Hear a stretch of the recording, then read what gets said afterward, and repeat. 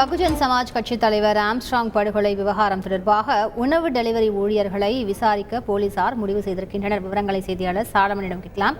சாலமன், அவர்களிடம் எந்த மாதிரியான விசாரணையை தொடங்கியிருக்கின்றனர் போலீசார்? விவரங்கள் என்ன சாலமன்? சென்னை பெரம்பூரில் நேற்று இரவு 7 மணி அளவுல பகுஜன் சமாஜ் கட்சியினோட மாநில தலைவர் ஆம்ஸ்ட்ராங்கை 8 பேர் கொண்ட கும்பல் படுகொலை செய்தனர். இந்த கொலை வழக்கு தொடர்பாக செம்பியம் போலீசார் வழக்கு பதிவு செய்து 10 தனிப்படைகள் அமைக்கப்பட்டு மொத்தம் 8 நபர்களை கைது செய்துள்ளனர். இதில் இந்த கொலையானது ஆற்காடு சுரேஷ் கொலைக்கு பழிவாங்கவே அவரது தம்பி புன்னை பாலு என்பவர் நிகழ்த்தி இருப்பதை விசாரணையில தெரிய வந்ததை அடுத்து இந்த சம்பவம் தொடர்பாக 8 நபர்களிடம் தீவிரமாக விசாரணை மேற்கொண்டு வருகின்றனர்.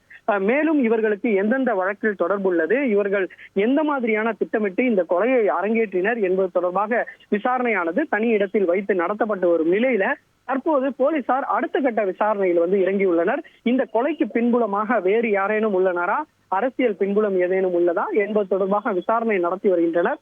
குறிப்பாக போலீசார் முதற்கட்டமாக இந்த உணவு டெலிவரி ஊழியர்களிடம் விசாரணை நடத்த முடிவு செய்துள்ளனர்.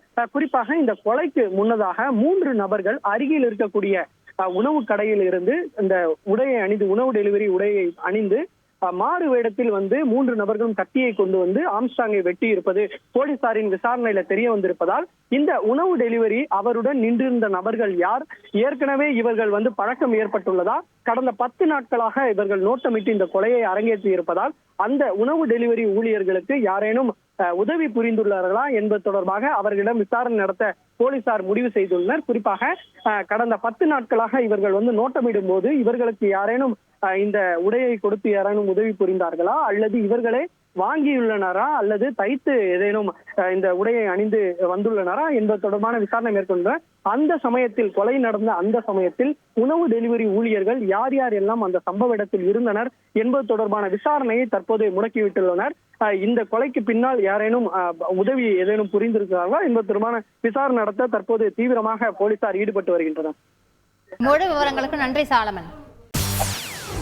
செய்திகளை உடனுக்குடன் தெரிந்து கொள்ள உடனே சப்ஸ்கிரைப் பண்ணுங்க.